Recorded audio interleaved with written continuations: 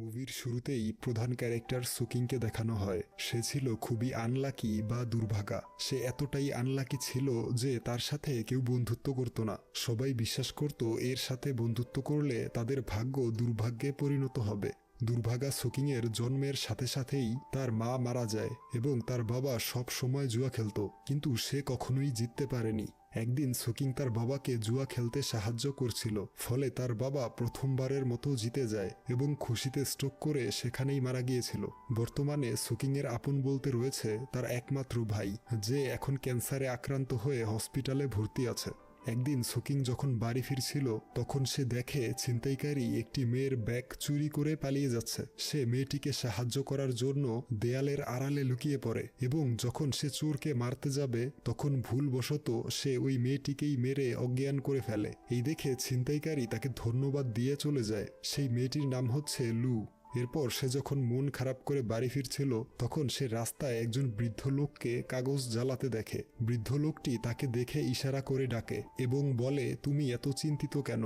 সে ওই বৃদ্ধ লোককে বলে যে সে খুবই আনলাকি, এই জন্যে তার জীবনে বহু সমস্যার সৃষ্টি হয়েছে। সে অনেক টাকা ইনকাম করতে চায়, যা দিয়ে সে তার ক্যান্সারে আক্রান্ত ভাইয়ের চিকিৎসা করাতে পারবে।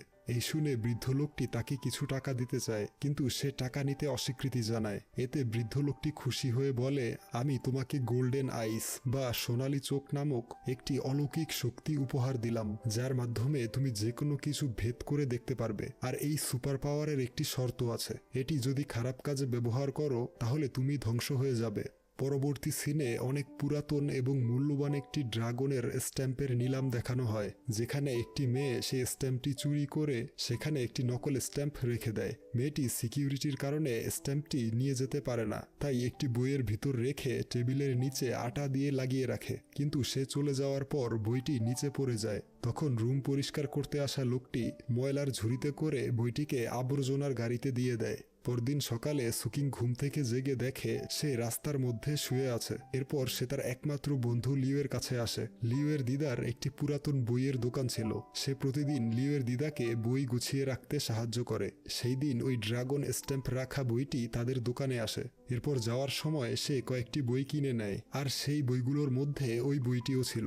লিউয়ের দিদা জানতো যে সুকিংয়ের পরিবারের অর্থনৈতিক অবস্থা ভালো নয়, তাই লিউকে টাকাগুলো ফিরিয়ে দিতে বলে। লিউ ছিল অত্যন্ত মোটা এবং অলস, তাই সে টাকা ফিরিয়ে দিতে গিয়ে ম্যানহোলে পড়ে যায়। এরপর সুকিং বাসায় গিয়ে দেখে তার ভাইয়ের বউ অর্থাৎ তার ভাবি তার জন্য খাবার নিয়ে বসে আছে। সুকিং তার ভাবিকে বলে, আমি পার্ট টাইম জব করব, সামনে আমার সেমিস্টার ফি, ভাইয়ের চিকিৎসা ও বাসা ভাড়া সবকিছু মিলিয়ে তোমার অনেক কষ্ট হচ্ছে। ভাবি তাকে বলে, তুমি পড়ালেখায় মনোযোগ দাও, বাকি সব আমি দেখব।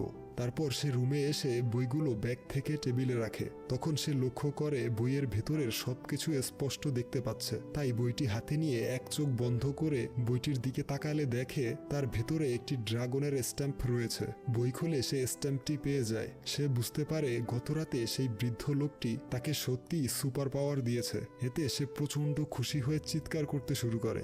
এরপর সে তার বন্ধু লিউকে বলে সে একটি পুরনো মূল্যবান স্ট্যাম্প পেয়েছে। এই শুনে লিউ তাকে নিয়ে বিনের কাছে আসে। তারা বিনকে বলে এই স্ট্যাম্পটি তারা বইয়ের মধ্যে খুঁজে পেয়েছে। বিন স্ট্যাম্পটি দেখে অবাক হয়ে যায়, কারণ সে নিলামে এই স্ট্যাম্প 8 কোটি টাকা দিয়ে কিনেছে। তাই সে পরীক্ষা করে বুঝতে পারে সুকিংয়ের স্ট্যাম্পটি আসল এবং সে নিলাম থেকে যেটা কিনেছে সেটা নকল।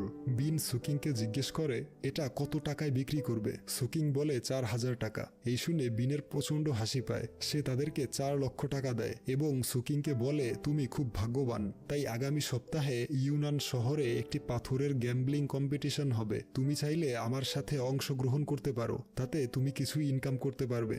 ইউনানের পাথরের ভিতর এমন একটি পদার্থ বা জেট পাওয়া যায় যা হীরা বা ডায়মন্ডের চেয়েও দামি, আর এই বিশেষ পাথর খোঁজার উপর বাজি ধরা হয়। একেই মূলত পাথরের গ্যাম্বলিং কম্পিটিশন বলে। এরপর ডক্টর সুকিংয়ের ভাবিকে বলে এখনই বকেয়া বিল পরিশোধ না করলে তার হাজবেন্ডকে আইসিইউ থেকে বের করে দেয়া হবে। তাই সে ডক্টরকে অনেক রিকোয়েস্ট করলেও ডক্টর তার কথা শুনছিল না। তখন সুকিং এসে ডক্টরের সামনে টাকাগুলো ফেলে বলে যত টাকা লাগে উঠিয়ে নিন, তবে আমার ভাইকে বাঁচান। ডক্টর জানায় তার ভাইয়ের ক্যান্সার লাস্ট স্টেজে আছে, এখন তাকে বাঁচাতে হলে 1 মাসের মধ্যে অপারেশনের প্রয়োজন, আর সেই অপারেশন খরচ 1 কোটি টাকা। তাই 1 কোটি টাকা ম্যানেজ করার জন্য সে প্রথমে লটারির দোকানে তার পাওয়ার ব্যবহার করে। দেখে লটারির সর্বোচ্চ প্রাইজ মানি হচ্ছে 1 লক্ষ টাকা। তাই সে লিউয়ের দোকানের বইগুলো খুঁজতে থাকে, দেখে কোনো এন্টিক জিনিস পায় কিনা। হঠাৎ তার বিনের কথা মনে পড়ে। সে তখনই বিনের কাছে চলে আসে। বিন বডি মাসাজ নিচ্ছিল এবং সে সুকিংকেও মাসাজ করাতে বলে। সুকিং তাকে জিজ্ঞেস করে, সত্যি কি পাথরের উপর বাজি ধরে টাকা ইনকাম করা যায়? বিন বলে হ্যাঁ। সুকিং বলে তার 1 কোটি টাকার প্রয়োজন। বিন বলে তাহলে আমার সাথে ইউনান শহরে চলো। এরপর তারা দুজন ইউনানে চলে আসে এবং সুকিং এর সাথে বিনের বড় ভাই শিচেনের পরিচয় করিয়ে দেয়। শিচেন ওই পাথরের বিষয়ে সবকিছু জানে। সেখানে তারা সুকিংকে অনেক দামি একটি চা পান করতে বলে। চাটা ছিল খুবই মজাদার, তাই সে এত বেশি খেয়ে ফেলে যে কিছুক্ষণের মধ্যেই তার ওয়াশরুম চেপে যায়। সে ওয়াশরুম করতে বাহিরে চলে আসে। তখন লু তাকে থামিয়ে বলে, এখানে পুলিশ স্টেশন কোন দিকে? সুকিং এর সেদিন রাতের কথা মনে পড়ে যায়, তাই ভয়ে চলে যেতে শুরু করে। লু বলে, আমি শুধু একটি ঠিকানা জানতে চেয়েছি, এত ভয় পাচ্ছ কেন? সুকিং তাকে সেই দিন রাতের ঘটনা বলে দেয়, কিভাবে ছিনতাইকারীকে ধরতে গিয়ে তাকে আঘাত করেছিল। লু বলে, তোমার জন্য এখন আমি রাস্তায় ঘুরছি, এখন আমার কাছে কোনো টাকা নেই। তাই সুকিং বাধ্য হয়ে লুকে তার হোটেলে থাকতে দেয়। অপরদিকে সেই মেয়েটিকে দেখানো হয় যে ওই স্ট্যাম্পটি চুরি করেছিল। সে জেনে গিয়েছে সুকিং স্ট্যাম্পটি বিক্রি করেছে, তাই তারা তাকে খুঁজতে থাকে। এরপর শিচেন তাদেরকে পাথরের মার্কেটে নিয়ে আসে এবং তাদেরকে শেখায় যে কিভাবে পাথরের মধ্য থেকে জেট খুঁজে বের করতে হবে। বিন সুকিংকে বলে, তুমি একটি পাথর চুজ করো। আমি তো 3টি পাথর কেটেছি, কিন্তু একটিতেও জেট পাইনি। তখন সে একটি পাথরের মধ্যে সেই মূল্যবান জেট দেখতে পায় এবং বিনকে বলে, আমাদের এইখান থেকে পাথর কেনা উচিত। কিন্তু শিচেন বলে, না, চলো আমরা অন্য শপে যাব। আসলে এই শপটি ছিল জুনের। জুন হচ্ছে শিচেনের শত্রু। জুন শিচেনকে দেখে পাথরগুলোর দাম 3000 থেকে 30,000 টাকা করে দেয়, কিন্তু এরপরেও বিন সেই পাথর কিনে নেয় এবং পাথরটি কাটার পর দেখতে পায় তার মধ্যে রয়েছে সেই মূল্যবান বস্তুটি, অর্থাৎ জেড। এই দেখে জুন বলে, এই পাথরটি বিক্রি করব না। আসলে জুন এইভাবে সব সময় সাধারণ মানুষকে ঠকায়। তখন শিচেন এবং জুনের মধ্যে ঝগড়া শুরু হয়ে যায়। জুন শিচেনকে চ্যালেঞ্জ করে সে তাকে গ্যাম্বলিং এ হারাবে, আর তারাও চ্যালেঞ্জটি একসেপ্ট করে নেয়। তারা যখন জেড নিয়ে আসছিল তখন জুনের পাঠানো লোক তাদের কাছ থেকে জেডটি ছিনিয়ে নিতে আসে। তারা লুয়ের উপর আক্রমণ করে। তাকে বাঁচাতে গিয়ে সুকিং এর হাতে আঘাত লাগে। এক পর্যায়ে লু সেই জেডটি হারিয়ে ফেলে। লু সেটা উদ্ধার করতে চায়, কিন্তু সুকিং তাকে নিয়ে চলে আসে। এরপর রাতের বেলা সুকিং এর হাতে ব্যান্ডেজ করা ছিল। লু তার হাত ধরে বিছানার সামনে বসেছিল। সুকিং ওষুধ না খেয়ে ঘুমিয়ে পড়ে। সে স্বপ্নে লুকে দেখে আর মুচকি হাসে। ওইদিকে লু তাকে জাগানোর চেষ্টা করে, কিন্তু কিছুতেই তার ঘুম ভাঙে না। তাই লু তাকে সজোরে চর মেরে ঘুম থেকে উঠায়, তাকে ওষুধ খেতে বলে। পরবর্তী সিনে জুন তার বস কাকার সাথে ফোনে কথা বলে। কাকা জুনকে বলে, তোমাকে এই গ্যাম্বলিং কম্পিটিশনে জিততে হবে, কারণ এই কম্পিটিশনে আমি 2 কোটি টাকা বাজি ধরেছি। অন্যদিকে সুকিং ও লু শপিং করতে আসে। সুকিং যখন কাপড় চেঞ্জিং রুমে আসে তখন তাকে জুনের লোকেরা কিডন্যাপ করে নিয়ে যায়। জুন সুকিংকে একটি চেক দিয়ে বলে, এই টাকা তোমার ভাইয়ের অপারেশনের জন্য যথেষ্ট। এর বিনিময়ে আগামীকালের গেমে তোমাকে হেরে যেতে হবে। কিন্তু সুকিং রাজি হয় না। তাই জুন তাকে ভয় দেখায় যে তার পরিবার ও বন্ধুকে মেরে ফেলবে। এই বলে তারা সুকিংকে ছেড়ে দেয়। সে লুকে নিতে শপিং মলে ফিরে আসে, কিন্তু তাকে কোথাও খুঁজে পায় না এবং তার ফোনও বন্ধ ছিল। অন্যদিকে শিচেন বিনকে জিজ্ঞেস করে, সুকিংকে কি বিশ্বাস করা যায়? তখনই সুকিং তাদের কাছে এসে জুন এবং লুয়ের বিষয়ে বলতে যাবে, কিন্তু তাকে কিছু বলার সুযোগ না দিয়ে বিন বলে, তোমার উপর শিচেন সকল সম্পদ বাজি ধরেছে। আমরা তোমাকে বিশ্বাস করি। আগামীকাল তোমাকে জিততেই হবে। রাতে সে ভাবতে থাকে এখন তার কি করা উচিত।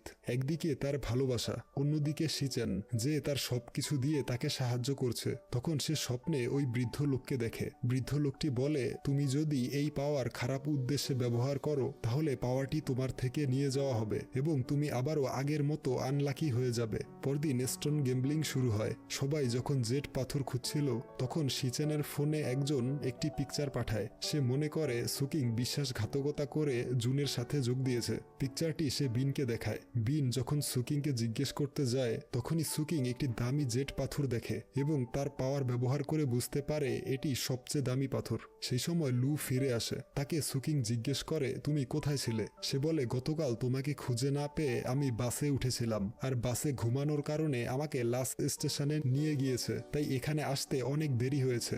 এরপর তারা আবারও পাথর সংগ্রহ করতে শুরু করে। এরপর গেমের সময় শেষ হয়ে যায়। প্রথমে জুনের সংগ্রহিত পাথরগুলো কাটা হয়। তার প্রত্যেকটা পাথরের মধ্যে খুবই দামি এবং রেয়ার জেট ছিল। এতে শিচান চিন্তিত হয়ে পড়ে। এরপর সুকিংদের মাত্র একটি পাথর কেটেই একটি গ্রিন কালারের জেট পেয়ে যায়, যেটা হচ্ছে পৃথিবীর সবচেয়ে দামি এবং রেয়ার পাথর। আর সুকিং সেই স্টোন গ্যাম্বলিং কম্পিটিশন জিতে যায়। সন্ধ্যায় সুকিং একটি ব্রেসলেট লুকে উপহার দেয়। এতে লু প্রচন্ড খুশি হয়ে তাকে জড়িয়ে ধরে। অন্যদিকে জুন তার বস কাকার সাথে ভিডিও কলে কথা বলে। কম্পিটিশনে হেরে যাওয়ায় জুন তার কাছে ক্ষমা চায় এবং বলে, আমি সবকিছু ঠিক করে দিব, আর এই কম্পিটিশনে যে টাকা হারিয়েছো তার পরবর্তীতে আসল ড্রাগন স্ট্যাম্প তোমাকে এনে দিব। কাকা জুনকে শেষবারের মতো একটি সুযোগ দেয়। পরবর্তী সিনে সুকিং এর গ্রিন জেডের নিলাম দেখানো হয়। তাদের জেটটি চড়া দামে বিক্রি হয়ে যায়। তখন বিন স্টেজে এসে বলে, আমার কাছে দুটো ড্রাগন স্ট্যাম্প আছে, একটি আসল এবং অপরটি নকল। সে নকল স্ট্যাম্পটি ছিঁড়ে ফেলে এবং আসলটি সুকিংকে গিফট করে। রাতে তারা সবাই পার্টি করছিল। তখন কাকার গুন্ডারা বিনকে কিডন্যাপ করে। সুকিং এবং তার বন্ধুরা কি করবে বুঝতে পারে না। তখন কাকা ফোন করে বলে, বিনকে ছাড়াতে হলে এন্টিক ড্রাগন স্ট্যাম্পটি দিতে হবে। তখন জুন তার বসের কাছে এসে ক্ষমা চায় এবং বলে, আমি আপনার 2 কোটি টাকা হারিয়েছি শুধু শিচেনের জন্য, আমি সব টাকা ফিরিয়ে দিব। জুন আরো বলে, এই ড্রাগন স্ট্যাম্পে একটি গুপ্তধনের মানচিত্র আছে, আর এই জায়গায় আপনি যেতে পারবেন না। কাকা জুনের চালাকি বুঝতে পারে। আসলে জুন স্ট্যাম্পটি তার কাছ থেকে হাতিয়ে নিতে চায়, তাই সে জুনকে মেরে ফেলে। অন্যদিকে সুকিং, শিচেন ও লু বিনকে বাঁচাতে কাকার আস্তানায় চলে আসে। দেখে বিনকে খাঁচায় বন্দি করে রাখা হয়েছে। সেই খাঁচার সাথে টাইম বম্ব লাগানো রয়েছে। তাই সুকিং তার সুপার পাওয়ার ব্যবহার করে টাইম বমের পাওয়ার সাপ্লাই কোথায় দেখার জন্য। তখনই কাকা চলে এসে তাদেরকে গান পয়েন্ট করে ড্রাগন স্ট্যাম্পটি দিতে বলে। সুকিং তাকে স্ট্যাম্পটি দিয়ে দেয় এবং বলে বিনকে ছেড়ে দিতে, কিন্তু সে না করে। তখন লু তার ব্রেসলেট দিয়ে কাকার মনোযোগ নষ্ট করে এবং সিচেন তার গানটি ছিনিয়ে নেয়। এরপর পুলিশ চলে এসে তাদেরকে উদ্ধার করে। এরপর দেখা যায় আবার সুকিং সেই বৃদ্ধ লোককে স্বপ্নে দেখে। বৃদ্ধ লোকটি সুকিংকে বলে, তুমি তোমার সুপার পাওয়ার ভালো কাজে ব্যবহার করেছো, এজন্যে তোমাকে উপহার স্বরূপ আরেকটি সুপার পাওয়ার দেওয়া হলো। এখন থেকে তুমি মানুষের অতীত দেখতে পারবে। এরপর সুকিং লুকে প্রপোজ করে। অবশেষে বিন, শিচেন, সুকিং, লু সবাই খুশিতে একসাথে সেলিব্রেট করে। গল্পটি এইখানেই শেষ হয়ে যায়।